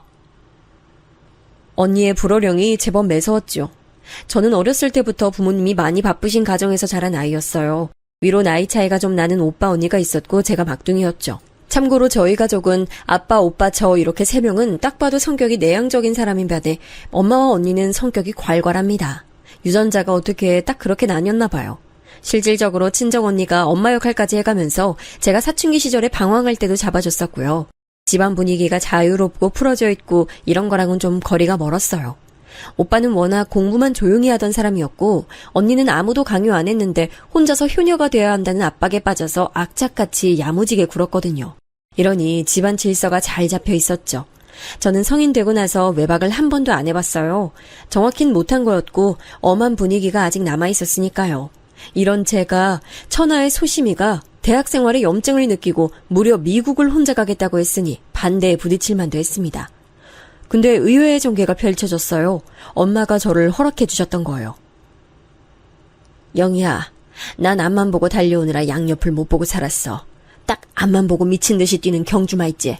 그렇게 산 것 같아. 뒤를 돌아볼 여유조차 없는 사람이었지. 난 우리 막둥이 영희가 이런 나하고는 다르게 살았으면 좋겠어.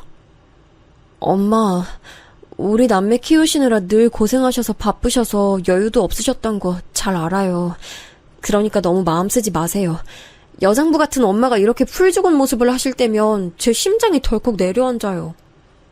장남 장가 보내고 손주도 보고 이제 큰딸 시집 간다 그러고 이러니까 아주 내가 생각이란 게 많아져도 너무 많아졌어. 영희 너는 네 오빠 언니보다 더 많이 누리고 많이 보고 그렇게 살아. 알았지? 미국도 다녀와. 연락만 자주 하고. 나머지 가족들은 엄마 태도에 이게 뭔 일인가 싶어서 어안이 벙벙했는데 제가 그 와중에 미국을 아주 잘 떠났지요. 다들 아시는 유명한 곳으로 갔어요. 바로 LA였습니다. 날씨 좋고 한국인들도 많은 대도시를 저는 마음껏 누렸습니다. 우리나라가 얼마나 땅이 좁은지를 밖에 나가보니 알겠더라고요. 제 안에 새로운 세상마저 열린 감각이었어요. LA 안에서만 여행하기로 정해졌지만 용기가 생긴 저는 일탈을 했습니다. 당시에 젊은 층 사이에서 미국 드라마가 한참 유행했었거든요. 각종 범죄를 과학수사 기법으로 밝히는 드라마가 특히 인기였는데 배경이 된 도시 중 하나가 라스베가스였어요. LA와 근거리였죠. 그리고 바로 이 라스베가스로 가기 위해 공항에 갔던 때였는데요. 세상에 아직 출발 시간 전인데도 게이트로 가보니까 비행기가 없는 게 아니겠어요? 이거 큰일 났다 싶어서 발을 동동 구르고 있는데 지나가던 어떤 남자가 그런 절 발견하곤 다가왔어요. 제가 혼잣말로 어떻게 라고 중얼거렸기 때문이죠. 그 남자도 한국인이었거든요. 제가 쥔 비행기 티켓을 본 남자가 황당하단 표정으로 말했어요. 왼쪽이 아니라 오른쪽으로 가셨어야 돼요. 애초에 게이트 방향을 잘못 찾아오셨어요. 지금 빨리 가시면 아직 늦지 않으셨을 것 같은데 얼른 오른쪽으로 뛰어가 보세요. 행운을 빕니다. 정말 감사합니다. 비행기 무사히 타면 살해할게요.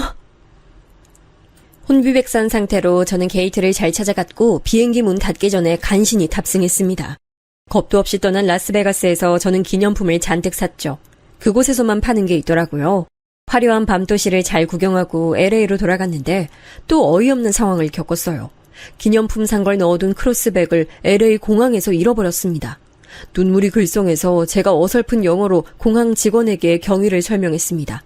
손짓 발짓 다 섞어가며 설명했는데 이 공항 직원이 눈치가 없는지 영 못 알아들었어요. 답답해서 아주 소심이었는데도 욱하면서 크게 외쳤죠. 그린백! 그린백이라고! 진짜 미치겠네. 기념품 인형들 들어있는 초록색 가방이라는 거. 설명하고 싶은데 어떻게 더 설명해야 되는 거야. 그린백, 스몰! 저기요. 혹시 그린백에 노란 줄무늬도 있지 않아요? 저 그거 좀 전에 카페에서 본 것 같은데? 그때 기적처럼 지나가던 어떤 사람이 제 얘기를 듣곤 그렇게 알려준 거예요. 안도의 눈물을 글썽이며 그 사람을 따라 공항 카페로 갔습니다. 바닥에 떨어진 걸 공항 카페 직원이 발견해서 카운터 위에 둔 상태였어요. 다른 사람이 아니라 직원이 주어서 다행이네요. 알려주셔서 감사합니다. 덕분에 온전히 찾았어요. 제가 살해하겠습니다. 살해를 하겠다고요? 그러고 보니까 저번에도 저한테 살해하겠다 해놓고 영영 사라지신 분 아니에요? 그 말에 고개를 들어 자세히 확인해봤더니 이 사람은 바로 얼마 전 제게 비행기 게이트를 알려준 남자였어요. 세상에 어쩜 이런 우연이 다 있을까 싶어서 저도 그 남자도 한참을 신기해했습니다. 저는 기념품 인형꼬리를 그 남자에게 주면서 제 메일 주소도 알려줬어요. 큰 기대는 안 했습니다. 저라는 소심이가 해외여행 혼자 하면서 신기한 경험도 한 것으로 그렇게 충분히 만족하고 끝낼 생각이었죠. 근데 한국 와서 메일을 확인해보니까 그 남자가 제게 메일을 보내놓은 거예요. 미국에서 공부하고 있는 그 남자와 저는 그렇게 메일로 자주 연락을 주고받았죠. 그리고 그 남자가 한국에 들어오고 나서는 직접 만나기도 했죠. 네, 당연하게도 바로 현재 제 남편입니다. 마치 로맨스 영화 주인공처럼 서로를 만났다고 생각한 저희는 금방 사랑에 빠져들었죠. 참고로 저는 대학을 나온 뒤에 돈은 많이 못 벌어도 제가 하고 싶은 일을 하는 직장에 들어갔어요. 친정 언니의 잔소리가 심했죠. 그런 곳은 이직할 때 별로 도움이 안 된다는 이유로요. 하지만 엄마가 이때 또 제 편을 들어주셨습니다. 그러면서 한 가지 중대 발표를 하셨죠. 한 번 사는 인생 얽매이지 말고 하고 싶은 거 하면서 사는 게 최고지. 난 영희가 알바하면서 산다고 해도 만족이야. 그런 거에 구애받지 말고 내 자식들이 살았으면 해서 내가 여지껏 열심히 달려왔다고 생각하니까. 자, 그런 의미에서 얘들아, 너네 다 키워놨으니까 우리도 이제 다르게 살아보려고 해. 제주도 들어갈 거야. 부모님의 제주도행 선언에 깜짝 놀랐네요. 제주도는 엄마의 큰언니, 즉 저에게 큰이모 되시는 분이 시집간 직후부터 쭉 눌러 살고 계신 곳입니다. 큰 이모부께서도 제주도 토박이세요. 건강이 안 좋으신 아빠는 그곳에서 텃밭이나 살짝 가꾸고 엄마께선 큰이모가 하시는 식당 같이 하다가 이어받으시는 것으로 이미 그렇게 계획도 세우셨더라고요. 평범한 고깃집인데 엄마께선 제주도가 흑돼지로 유명하다는 걸 내세워서 흑돼지 삼겹살 전문집으로 발전시키겠다는 포부까지 이미 갖고 계셨어요. 친정 부모님께서는 일찍이 사업을 해오셨고 정말 존경스러운 능력자입니다. 저희 부모님을 잘 아시는 분들로부터 황금손 부부라고 불리우실 만큼 금전 감각이 뛰어나세요. 배포는 크시지만 젠체하는 성미들이 전혀 아니셔서 어디 가서 돈 10원 한 장을 자랑하신 적도 없으시죠. 사업적인 건 당연히 걱정 안 됐지만 과연 제주도의 고즈넉한 시골집 생활에 적응하실지 그게 걱정이네요. 아, 참고로 시부모님께서도 원래 도시 생활하시다가 시골 생활을 시작하신 분들인데요. 멀리 이동하신 건 결코 아니고 서울 사시다가 경기도 광주에 유유자적한 생활을 하러 들어가셨습니다. 그 동네를 시어머니께서 특히 좋아하셨고 자부심도 무척 느끼신 걸로 알아요. 이야, 지금까지 치열하게 달려온 게 안 아까운 동네 풍경이네. 고즈넉한 동네, 수준 맞는 사람들이 사는 고급 단지. 아유, 바로 이거야. 인생을 성공으로 이끈 진짜 백이 성공한 사람들만이 누리는 인생 이막의 안락함. 그게 바로 이런 거라고. 평생 이런 맛은 못 느껴보고 늙어 죽는 사람들이 우리나라에 얼마나 많을까? 우리 집안 정도면 하여간 상류층 문화란 문화는 다 누려보고 산다니까. 계급의 사다리 같은 것에 시어머니께선 일찍이 관심 많으셨대요. 그러실만 했죠. 왜냐면 시부모님께서는 믿었던 지인에게 사기를 당한 후 어렵게 사신 전적이 있으시거든요. 근데 죽으란 법은 없는지 집안 차원에서 옛날에 사뒀던 시골 땅이 수지를 맞은 거예요. 그걸로 형편이 좀 폈고 시어머니께서는 자식들에게 모든 교육을 지원해 주셨습니다. 변하지 않는 자산은 지식이라고 여기신 걸 수도 있겠네요. 자식 농사가 최고라는 것이었겠죠. 남편은 사남매인데요. 첫째인 아주머님께서는 법조인의 길을 걸으셨습니다. 둘째인 큰 신우는 원래 고등학교 때까지 의사를 꿈꿨지만 대입 직전에 현실적인 목표로 설정을 하고 교대를 들어갔어요. 그렇게 교사가 됐죠. 셋째가 남편인데 연봉 괜찮은 중견기업에 재직하는 회사원이었고요. 막내인 작은 신우이가 마치 자기 언니 대신 의사라는 목표를 가진 사람처럼 의대를 들어갔습니다. 저하고 남편이 처음 사귀기 시작했을 때 작은 신우이는 한창 의대 재학 중이었네요. 이러니까 우리 집에선 내가 자유로운 영혼으로 꼽히는 거야. 영희야, 저번에 내가 얘기해줬었나? 내가 어렸을 때 우리 집 형편이 확 안 좋아졌던 시기에 미국 사시던 큰 고모가 나를 맡아주겠다면서 데리고 가주셨거든. 그래서 내가 어렸을 때 2년을 미국에서 살아본 거였어. 근데 너무 황당한 게 우리 엄마는 자꾸 미국 물이 잘못 들어서 사상이 자유로워지고 학업에 흥미가 없는 거라고 생각을 하셔. 그것 때문에 큰 고모 원망도 많이 하셨어. 아니 왜? 만약에 미국만 그때 안 갔어도 오빠가 더 공부 열심히 하고 전문직 종사자가 됐을 거라고 설마 그렇게 생각하시는 거 아니지? 왜 아니겠어. 맞아. 그래서 우리 엄마는 진지하게 큰 고모 원망하셨고 이것 때문에 아버지랑 종종 말다툼도 해오셨어. 이 이야기를 듣고 너무 황당하다 생각했어요. 대체 가족을 위하는 마음이셨던 큰 고모님은 무슨 잘못이고 미국은 또 무슨 죄인가요? 저는 그냥 웃고 넘겼는데 설마 결혼을 염두에 두고 시어머니를 뵈러 갔을 때 그 미국 얘기를 진짜로 듣게 될 줄은 몰랐죠. 남편이 대학교 때 미국으로 교환학생 갔다가 저를 만난 거였으니 시어머니 입장에선 미국이란 씹어먹어도 시원찮을 나라였을지도 모르겠습니다. 시어머니께서는 제 면전에 대고 결사 반대를 외치셨던 분이었지만 결국 저와 남편이 결혼으로 가는 길을 막진 못하셨어요. 저와 남편이 꼭 결혼 상대를 서로여야만 한다고 강력 주장했던 게 단연코 1순위 사유였고요. 그 다음으론 시아버지께서 저희를 지지해 주시면서 허락해 주신 게 유효하게 작용했습니다. 차마 대놓고 제 이런 짐작을 꺼내어 볼 곳은 없었습니다만 드센 시어머니 때문에 시아버지께서 그간 골머리를 많이 알아오신 듯 했어요. 자식 농사를 줄줄이 성공시키신 자부심 때문에 시어머니께서 유세를 많이 부려오신 모양이었죠. 그런 시아버지의 눈에는 저라는 사람이 무척 무난하고 좋아 보이셨나 보더라고요. 제가 남편보다 직업도 연봉도 부족한데 그런 것 따위 전혀 신경 안 쓰셨거든요. 그리고 또 저희 부부가 결혼하기 전에 아주 공교로운 일이 벌어졌습니다. 바로 신혼집이 구해진 거였어요. 구하려고 구한 게 아니라 신혼집이 절로 생긴 셈이었죠. 아주버님께서 일을 해외로 가서 하시게 된 게 이유였습니다. 거의 3년 일정으로 잡고 계신다 하기에 아주버님 식구가 다 함께 해외로 떠나게 되었고 큰 가구만 남겨둔 그 집에 저희 부부가 들어가서 결혼 생활의 첫 시작을 하기로 한 것이죠. 먼저 그러고 싶단 말도 안 했는데 아주버님께서 그냥 제안을 막 해오셨어요. 어차피 집을 내놓을 것도 아니고 남은 큰 짐들은 관리를 해야 하는데 그러려면 누구라도 들어와서 사는 게 최고라는 것이었죠. 이 사태를 당혹스러워하신 분은 단연 시어머니셨어요. 우리 장남이 너무 이렇게 급작스럽게 외국까지 나가서 일을 하게 되다니 오만 걱정이 다 앞서네. 아이 근데 왜 하필 미국이야? 난 왜 이렇게 그놈의 미국이라는 소리만 들어도 짜증이 확 나지? 그러면서 시어머니께서는 저를 엄청 노려보셨죠. 저는 눈치 하나 없는 사람인 척 연기하면서 시어머니께 따스한 눈빛으로 화답해드렸습니다. 그러자 질색하시면서도 그날 다시는 저를 안 노려보시더라고요. 무튼 신혼집까지 정해진 이상 저희는 무조건 결혼하는 것이었죠. 심지어 정말 인기 많은 예식장에 웬일로 취소 자리가 나서 일찍 결혼식까지 올렸어요. 아주버님 식구들의 출국 일정에 맞추다 보니까 그렇게 됐고 상견례도 엄청 간단하게 지나갔어요. 결혼식 날 저는 시어머니께서 제 친정엄마 쪽을 바라보시며 경악하신 눈빛으로 이렇게 중얼거리시는 모습을 목격했습니다. 도대체 머리를 어디서 해온 거야? 아니 지금 때가 어느 때인데 김원선이 한창 노래 부르고 다니던 시절에 그 머리를 나고 오셨어. 세상에 난 몰라. 아유 누가 촌스러운 삼겹살 식당 하는 여사장님 아니랄까봐 온몸으로 촌티를 팍팍 풍기시는구만. 아유 창피하다고 해야 할지 수치스럽다 해야 할지. 그날 엄마께선 가수 김한선의 옛날 머리 같은 올림 파마 머리를 하고 오셨어요.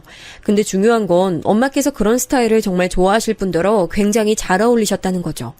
너무 잘 어울려서 오히려 머리가 그렇게 튄다는 느낌이 없을 정도였어요. 하지만 시어머니께서는 저희 엄마를 향해 이미 색안경을 끼신 상태였기 때문에 엄청 안이 꼽게 보셨습니다. 그리고 그날 또 소소한 일화가 하나 있었죠. 엄마께서 결혼식에서 만나는 가까운 지인이나 친척분들에게 주시려고 제주도에서부터 흑돼지 고기를 공수해 오셨어요. 생고기를 진공 포장한 것이었고요. 본식 순서가 모두 끝나고 나서 엄마께선 그걸 손수 몇몇 분들에게 나눠주셨습니다. 그러면서 시어머니를 향해 인사를 건네셨죠.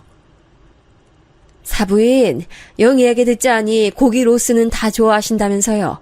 사부인 특별히 챙겨드리려고 양 많이 진공 포장한 것도 챙겨왔어요. 이거 구워 드시면 정말 맛있을 거예요. 숙성이 아주 제대로 됐거든요. 아이고 뭐 이런 걸 다 주고 그러세요. 고기는 마트 가면 1년 365일 살 수 있는 걸 굳이 이렇게 보냉 가방에 바리바리 넣어서 가져오실 필요가 있으셨을까 싶네요. 무튼 주신다니까 감사히 챙겨가겠습니다. 맛있게 먹을게요. 보냉 가방의 맨 아래에 있던 것을 챙기던 시어머니께서 돌연 헛구역질을 하셨어요. 이유는 보냉 가방 위로 한 겹 더 포장하듯 둘러맨 보자기 천이 있었는데요. 그게 새 제품이어서 섬유 자체의 냄새가 크게 나고 있었는데 돼지고기 냄새와 혼합되면서 시어머니 비위를 건드렸나 봐요. 아니 그러길래 애초에 왜 이런 걸 들고 와서 나눠주고 그래요? 여기가 무슨 도떼기 시장 정육점인 줄 아세요? 아유 품격 없어. 시어머니는 금세 짜증을 내셨는데 말투가 너무 신경질적이고 목소리가 격양돼 있어서 듣는 사람이 무안할 정도였어요. 그런데 엄마께서는 옅게 웃어 보이시는 게 다였습니다. 제가 생각이 짧아서 민폐를 끼쳤네요. 죄송합니다. 정중하게 사과를 하셨는데 황당하게도 시어머니는 바로 이게 마음에 안 드신 모양이었어요. 억척스러운 거 다 알고 있는데 세련된 척하면서 바로 사과하는 건 또 뭐야? 나처럼 급 높은 사람 흉내내는 것 같아서 은근히 기분이 안 좋네. 분명 혼잣말이었지만 겨냥 상대가 제 엄마임을 알아차린 저는 시어머니는 정말 이상한 신분이니까 결혼 생활에서 되도록 최대한 접점 하나 안 만드는 게 최선이라는 결론에 도달했습니다. 이걸 지키고 살았어요. 시댁엔 웬만하면 얼씬하지 않았고 절대 혼자 방문하는 일은 없었습니다. 남편이 중간 역할을 잘해주기도 했고요. 덕분에 버텼네요. 그러던 어느 날 작은 신우가 결혼한다는 소식이 들려왔는데요. 결혼 상대는 국내 굴지의 대기업에 재직 중이고 집안에 고학력자들이 굉장히 많다는 정도로만 저는 소개를 들었습니다. 시부모님께서 무척 그 상대를 마음에 들어 하셨고 특히나 시어머니께서 쌍수를 들고 반기셨다는 후문이었네요. 사는 곳이 가깝지도 않고 작은 시누이가 워낙 바쁘게 사는 인물이기도 해서 그간 접점이 너무 없었는데 결혼한다길래 그때부터 카톡으로 연락을 꽤 주고받았네요. 잘은 몰라도 결혼하기로 한 상대가 작은 시누이는 무척 마음에 든 모양이었어요. 사람이 잘난 체 하는 것도 전혀 없고 책임감도 강하고 엄청 진중한 스타일이에요. 집에서 장남이라 그런가 봐요. 집안 분위기도 너무 화목하고 서로 아껴주길래 그거 보고 제가 이 남자 절대 놓치면 안 되겠다 싶어서 먼저 결혼하자고 졸랐어요. 어머, 그랬던 거였어요? 아가씨가 그러면 그 집안 맏며느리 되는 건데 막내로 살아온 입장으로 혹시 부담스럽거나 걱정되진 않으세요? 그런 거 전혀 염려 안 될 정도였다면 아가씨가 진짜 많이 사랑하는 사람 찾으신 거세요. 너무 축하해요. 결혼식장은 호텔로 제가 알아보고 있는 거 아시죠? 멋진 결혼식 올려서 다들 좋은 시간 보내실 수 있도록 그렇게 해볼게요. 행복한 결혼을 앞둬서 그런지 작은 시누이에게서 밝은 에너지가 뿜어져 나오더라고요. 너무 보기 좋았어요. 멋진 결혼 상대 만난 것에 대한 축하의 마음이 쏟아났죠. 그런데 시어머니께서 은근 찬물을 끼얹으시더라고요. 아유, 자식 넷 중에 딱 하나만 유별나게 결혼을 좀 수준 뒤떨어지게 했는데 이런 걸 두고 바로 오게티라고 하는 거겠지. 이래서 삶이라 완벽할 수 없다고 하는 걸 거야. 어머님, 제가 첨언을 드려보자면요. 화목한 수준이 높다면 그 결혼은 누구보다 성공한 게 아닐까요? 수준의 정의를 어디에 두느냐에 따라서 많은 게 달라진다 생각해요. 생긴 것만 보면 유들유들하니 순하게 생겨가지고 목소리도 얌전할 것 같은데 말을 100개만 하면 쓸데없이 줄줄 흘러나오니 너도 참 매번 한숨 나오게 만드는구나. 아유, 넷 중에 딱 하나 그 아쉬운 결혼이 두고두고 이렇게 후회될 줄 알았다면 기를 쓰고 말렸을 것을. 그 정도로 많이 아쉬우세요? 하지만 어머님, 제가 잘 알진 못하지만 아주버님께서는 일을 사랑하시는 것만큼 가정을 아끼시는 분이세요. 그러니까 아주버님 너그러이 봐주세요. 너 지금 뭔 헛소리를 하는 거야? 우리 장남은 왜 들먹거려 갑자기? 네? 어머님께서 자꾸 아쉬운 결혼 어쩌고 하시는 게 아주버님 얘기잖아요. 미국 엄청 싫어하시는데 지금 미국 가서 아직도 안 돌아오고 계시니까요. 아니. 수준 높은 집안 여자하고 잘 결혼한 우리 장남 말고 작은 아들 돼지 비린내 폴폴 풍기는 집안 여자 너랑 결혼한 우리 아들 준성이에. 시어머니께선 격분해서 말씀을 끊어 뱉으시더니 이내 뒷목을 잡으셨어요. 하여간 다혈질이었죠. 저는 모른 척 자리를 떴고 이런 제 태도가 시어머니 심기를 자꾸 건드려댔나 봐요. 웬만하면 남편에게 다이렉트로 말씀 안 하시는 시어머니께서 하루는 전화를 다 하셨습니다. 걔는 애가 왜 그렇게 말도 못 알아쳐먹고 은은하게 싸가지까지 없니? 응? 걔 너한테도 그러지? 아유, 하여간에 무식해가지고 엄마는 우리 춘성이만 생각하면 마음이 아파. 마음이 막 찢어져. 더 잘나고 멋진 여자 우리 춘성인 충분히 골라 잡아서 결혼할 수 있었는데. 엄마, 그런 얘긴 왜 하세요? 저 결혼해서 잘 살고 있어요. 나도 알아. 아는데 불쑥불쑥 아쉬운 마음이 드는 거 이건 어쩔 수 없는 부모 마음이야. 너도 이 다음에 네 자식 결혼한다고 하면 그때 가서 내 마음 다 이해할 거야. 준성아, 네 동생은 명문대 나오고 대기업 다니고 집안 교육 수준도 높은 아주 다 갖춘 남자 물어다가 결혼하는데 넌 이거 보면서 뭐 느끼는 것도 없어? 잘 모르겠는데요. 그리고 엄마, 저 지금 운전 중이라서 휴대폰 집사람이 들고 있어요. 그래서 함께 듣고 있어요. 너는 그 얘기를 왜 지금 해? 아우, 열받아. 하여간에 되는 일이 없어. 시어머니께선 전화를 뚝 끊어버리셨고 저랑 남편은 어이없다는 시선을 교환했죠. 어쩌다 보니 그 주의 주말에 일정이 괜찮아서 남편하고 제주도를 다녀왔어요. 서울에서 아빠 의료 보조기구 사서 챙겨간 것도 큰 이유였고요. 아빠께서 건강이 썩 좋진 않으시거든요. 그래서인가 고즈넉한 제주도 생활 하시는 게 보기는 좋더라고요. 엄마께서는 역시나 만반의 의욕을 가지고 식당을 운영 중이셨는데 입소문이 나서 점점 더 잘 되고 있었어요. 전문적인 매장 관리자까지 뽑은 상태인 걸 보고 저희 엄마 정말 멋지단 생각을 했네요.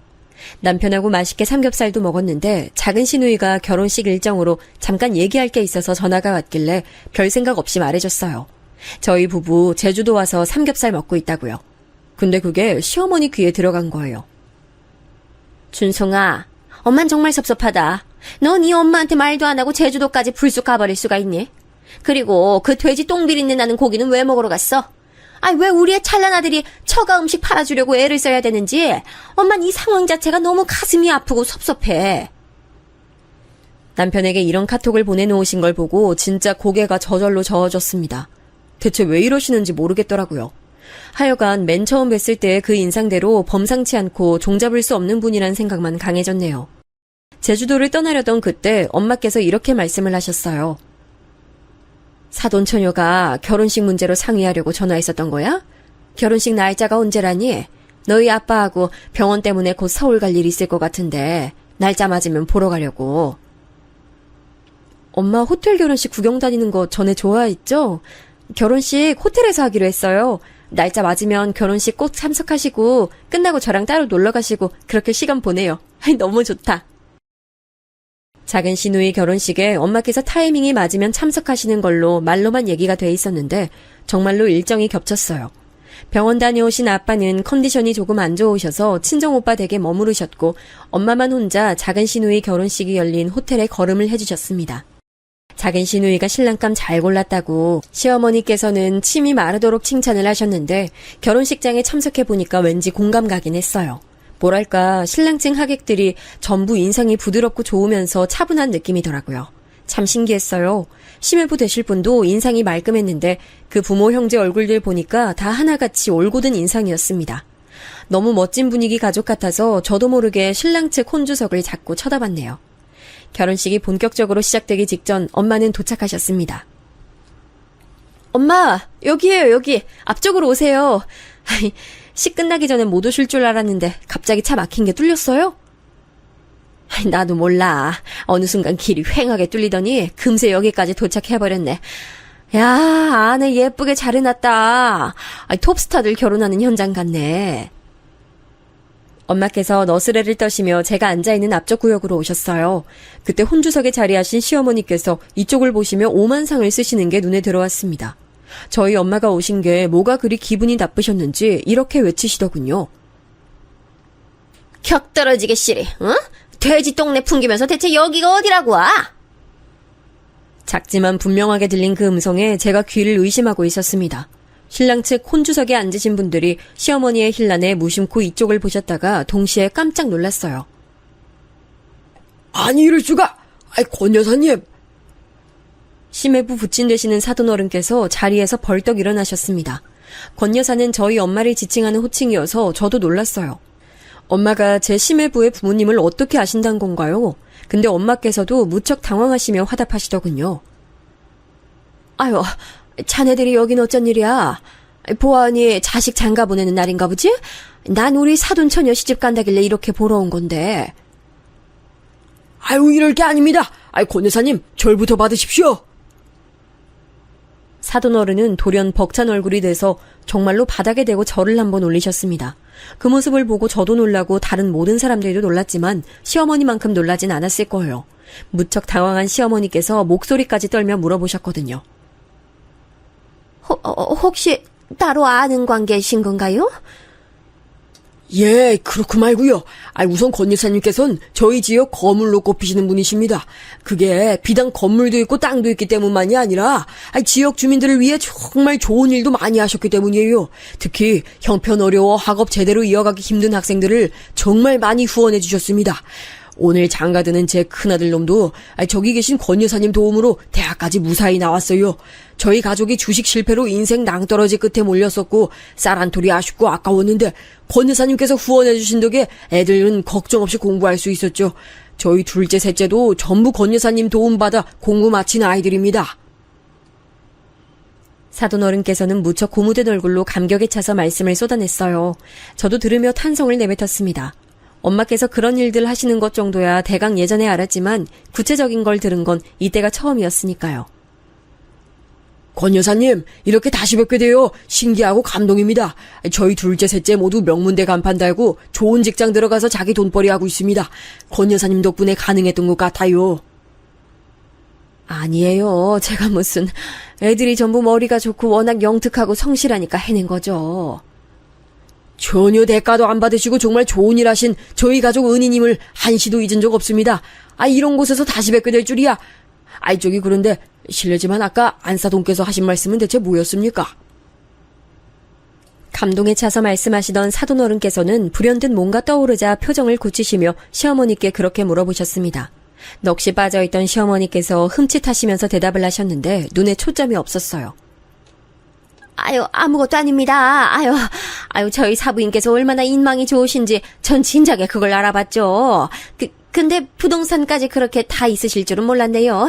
얼른 시기 시작하고 빨리 끝이 나야 제가 직접 여쭤볼 텐데 아쉽네요. 스스로도 민망하셨는지 말씀을 맺자마자 얼굴이 붉게 달아오르더군요. 시아버지께서도 어이없다는 표정이셨고 사돈 내외 두 분은 말할 것도 없었죠. 기가 막힌 낯을 하고 계셨어요. 그런데 엄마께서 자리에 가만히 착석하시며 결혼식 순서를 기다리자 다른 분들도 자연스레 그걸 따랐습니다. 결혼식은 무사히 끝났는데 단체 사진을 찍자마자 시어머니께서는 갑자기 주랭랑 치셨습니다. 아유, 어제 먹은 떡이 잘못됐나. 자꾸 속이 안 좋네. 전 좀 먼저 가봐야 할 것 같네요. 천천히들 즐기세요. 도망을 치다니 정말 치사하고 멋없는 방법이었죠. 제 엄마의 정체를 알게 된 작은 신우와 심해보든 기절할 땐 놀랐는데요. 심해보든 부전자전음을 증명하듯 당장 엄마께 절부터 올렸습니다. 분위기는 감동이 섞인 화기애애함이었어요. 단언컨대 시어머니를 제외한다면 나머지 모두가 그날 화목하고 사이좋게 친목을 쌓고 회포를 풀었습니다. 그리고 이튿날 시어머니의 어색한 사과가 이뤄졌죠. 내가 그간 사부인이 어떠신 분인지 몰라 뵙고 행동을 했어. 너에게 내가 진심으로 사과를 전할게. 당연히 물론 사부인께도 따로 연락드릴 참이야. 궁금한 게 있는데요. 어머님은 그러면 재산 정도에 따라서 사람 끝매기고 거기에 맞춰서 행동하시는 분이세요? 제 일침에 시어머니께서는 아무 반박도 못하셨습니다. 그러더니 사흘 정도 끙끙 앓아누우셨죠. 시아버지 표현에 따르자면 그냥 화병 말고 울화병이란 게 도지신 듯 했습니다. 어쨌거나 이때 털고 일어나신 이후론 저에게 눈치 안 주시고 잔소리 안 하시고요. 특히 남편에게 결혼 잘못했다느니 하는 내용의 기억자도 안 꺼내게 됐네요.